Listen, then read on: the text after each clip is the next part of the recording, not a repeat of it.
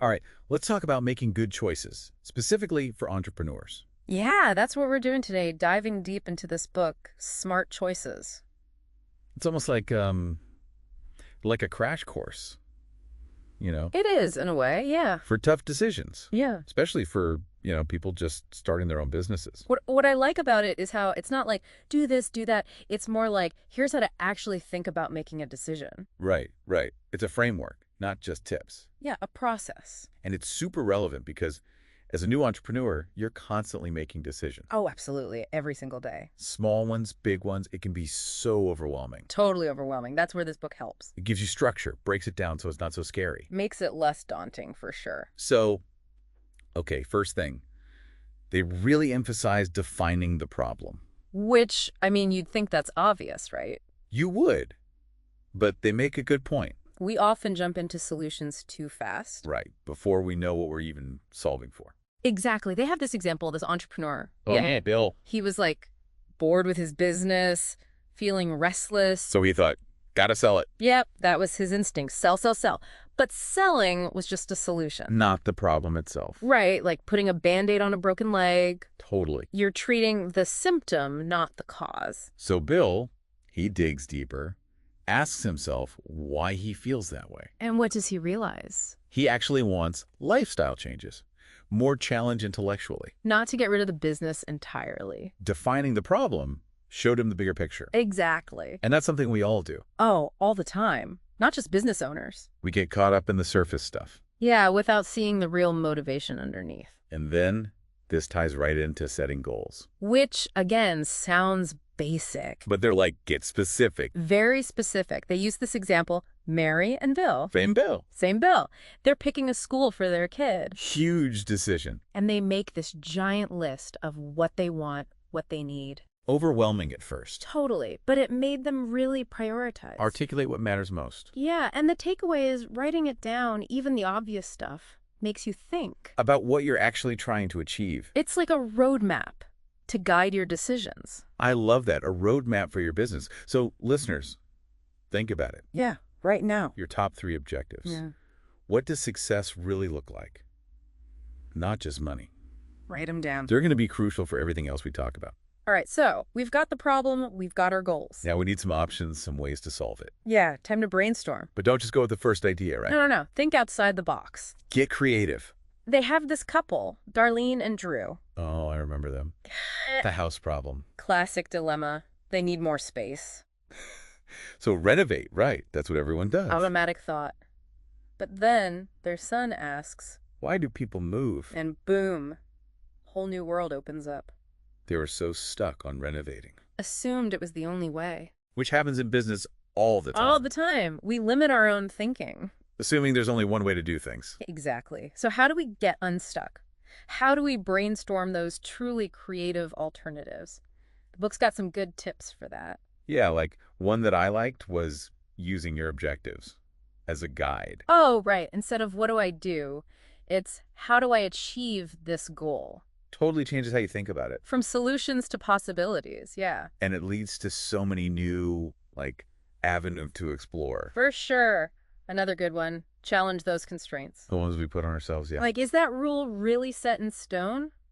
Or just something we think is true? You might have way more flexibility than you realize. Often do. And don't be afraid to set the bar high. Aim high, even if you don't quite hit it. Exactly. Stretches your thinking. Leads to more innovative solutions. Like, you got to jump higher if the bar's higher.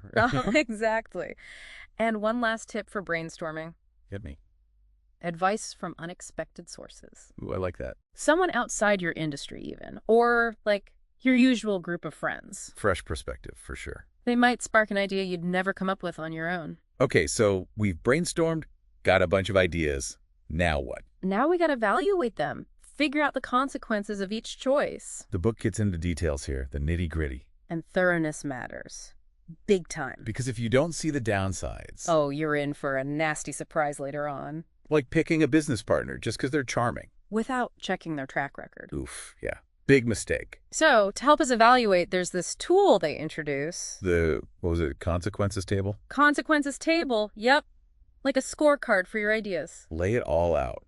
How each option stacks up to your goals.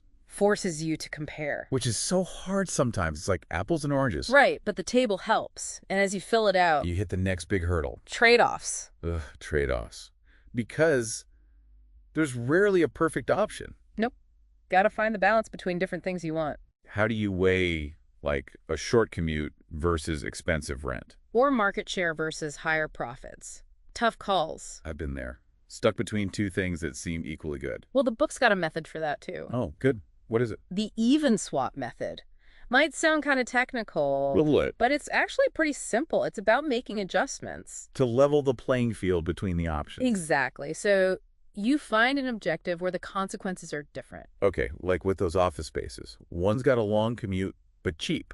The other's close by, but pricier. Perfect example. So commute time versus cost. That's where they differ. Right. Now you ask yourself, how much would I adjust one thing? To make it equal to the other thing. Yeah. Would you trade 10 extra minutes commuting to save $100 on rent? Or $200. Makes you get specific. Put a number on it. Really think about what matters more. Exactly. And as you do this for each objective, You start to see which option really fits you best. your values, your goals, all that. They have this cola company example I remember. Choosing between marketing strategies. One had slightly higher profit, but less market share. The other was flipped. Right, so they use the even swap and realize. Market share matters more in the long run, even if they lose a bit of profit now. Shows you the big picture. Make decisions for your overall strategy, not just the immediate gain. Exactly. Okay, so let's say we've done all that, defined the problem, set goals, brainstormed, evaluated consequences, made the trade-offs. Feeling good, right? Confident about our choice. Oh, And then life throws a curveball. because there's always uncertainty. Always. Things rarely go exactly to plan. Which brings us to the next chapter, navigating uncertainty. This part, I'll admit, it was a bit daunting at first. Yeah, dealing with the unknown is never easy. But then they introduced this idea of risk profiles. And suddenly it felt more manageable. More than that, empowering. Like, instead of ignoring the unknown. You face it head on. So what exactly is a risk profile? I want to make sure our listeners get this. It's basically a way to lay out all the potential risks of a decision in a structured way so you can actually assess them. Okay, so first step. First, you got to list out the uncertainties, the things that could go wrong. Like with our beverage company, maybe customers don't like the drink. Exactly. That's a key uncertainty. Then you brainstorm what are the possible outcomes for each of those uncertainties. So for the drink, it could be a huge hit. Could be, yeah. Or just, okay, moderate success. Or total flop, nobody buys it. Right, you got it. And then you got to put some probabilities on those outcomes. Like educated guesses. Yeah, better than just hoping for the best. So they might say 30% chance it's a hit, 50% it's okay, 20% it tanks. Okay, so we got percentages now. And then you got to describe the consequences of each outcome. Good and bad. Paint a picture, basically. What happens if it's a hit?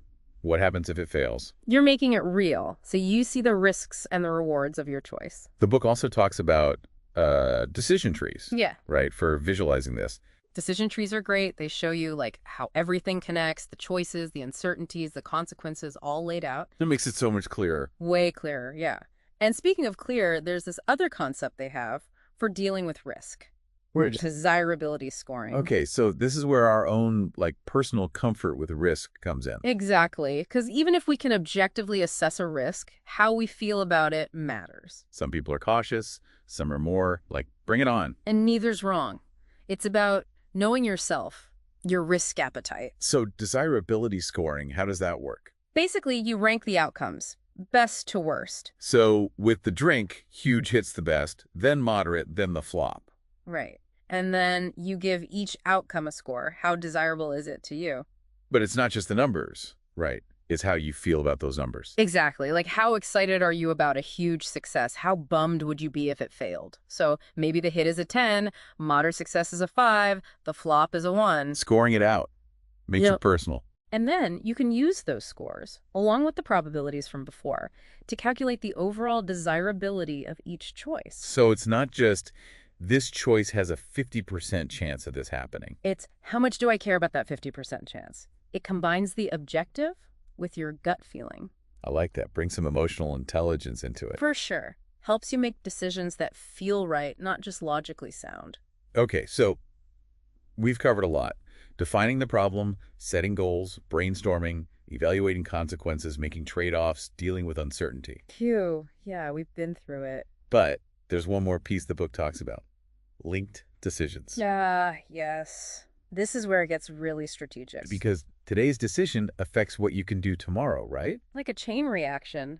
Gotta think several steps ahead. Like chess. This one kind of blew my mind when I first read it. I realized I focus on the immediate problem. And forget about the ripple effects. Totally. But the book says, don't look at decisions in isolation.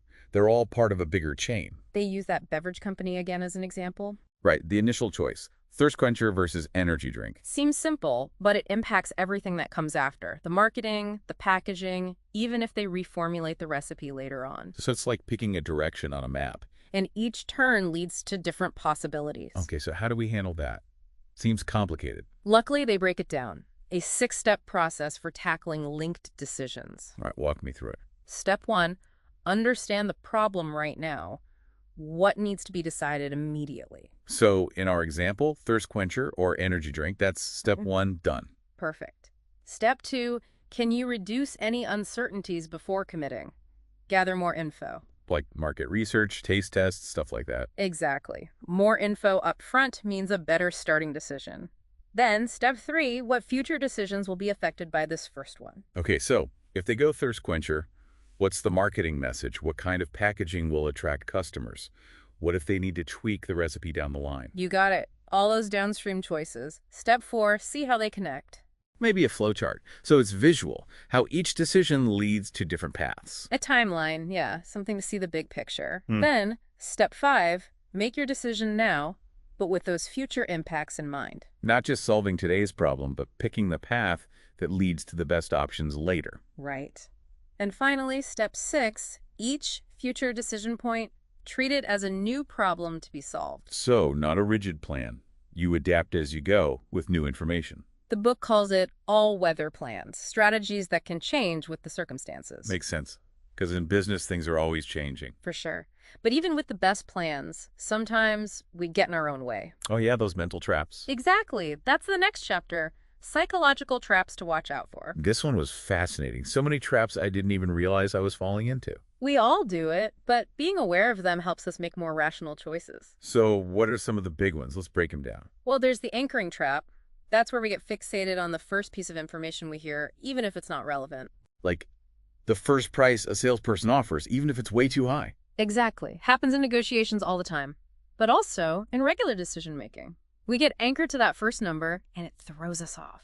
So how do we avoid that one? Be aware of it. For starters, actively challenge those first impressions. Get different perspectives. Don't rely on just one source of info. And if you're negotiating, don't be afraid to walk away if that initial anchor is just unreasonable. Okay, got it. What's next? The status quo trap. This is where we stick with what's familiar, even when it's not working anymore. Like staying in a job you hate because it feels safe. Exactly. Or clinging to a business strategy that's clearly outdated. To overcome this one, question the status quo. Is it really still the best option, or are you just comfortable? Force yourself to look at alternatives, even if you end up sticking with what you know. Okay, what else? The sunk cost trap. This one's a classic. We keep investing in a bad decision because we've already put so much into it. Like throwing good money after bad on a failing project. Or staying in a relationship that's clearly not healthy because you've been together so long. The key here is to focus on the future, not the past. What's the best decision going forward, regardless of what you've already invested? Sometimes you gotta cut your losses and move on. Tough, but true. What else do we need to watch out for? The confirming evidence trap. This is where we only look for information that supports what we already believe. Like reading only positive reviews for a product you've already decided to buy. Or only talking to people who agree with your political views. To avoid this, actively seek out dissenting opinions. Play devil's advocate with yourself, argue against your own position, and be open to changing your mind when the evidence says you should. Be willing to admit you're wrong. Not always easy, but important. Very important. Okay, last one, the framing trap. This is how the way a problem is presented can sway our decision, even if the options are the same. Like that thing, people choose a treatment with a 90% survival rate over one with a 10% mortality rate, even though they're the same thing. Exactly, just different framing. Salespeople do this all the time, creating urgency with limited time offers and stuff. To avoid this trap, try reframing the problem yourself. See if your choice changes. Focus on the facts and data, not the presentation, and pay attention to your gut. If it feels manipulative, step back and think it through. So, after all that, defining the problem, setting goals, brainstorming, evaluating consequences, trade-offs, uncertainty, and avoiding all these mental traps, what does it actually take to be a really good decision maker? That's the big question, right? What separates the good from the great? Well, the book says good decision making isn't some magical talent. It's a skill. You can learn it, you can get better at it. So anyone can do it with practice. Absolutely. Like playing an instrument or a sport, the more you do it, the better you become. And wise decision makers, they're proactive, they don't wait for problems, they look for opportunities to make choices that shape their future. So being in control, not just reacting to whatever happens. Exactly. And they balance analysis with action. They don't overthink, but they don't rush in either. Like that saying, measure twice, cut once. They also learn from their mistakes. Everyone makes bad choices. It's going to happen. But they use those mistakes to get better. Analyze what went wrong, figure out how to avoid it next time, and they know how to use advisors wisely. Because sometimes Yeah. we all need help, right? Of course, but it's not about blindly taking someone's advice. It's about using their knowledge to make your decision better. Like having a GPS, it can guide you, but you're still the one driving. Like that. In the end, it's about taking ownership of your choices, shaping your own path. So after this deep dive into smart choices, what do I hope people take away? Good decision making, it's a skill. Anyone can learn it. Be deliberate, be thoughtful, and don't be afraid to have a little fun with it. Every decision, it's a chance to learn and grow both in your business and in your life. And one last thought to leave you with. How would applying these principles to your personal life change things? Your relationships, your health, your finances, all of it. Where could you be more proactive in shaping your own future? Keep exploring these ideas, and until next time, happy decision making.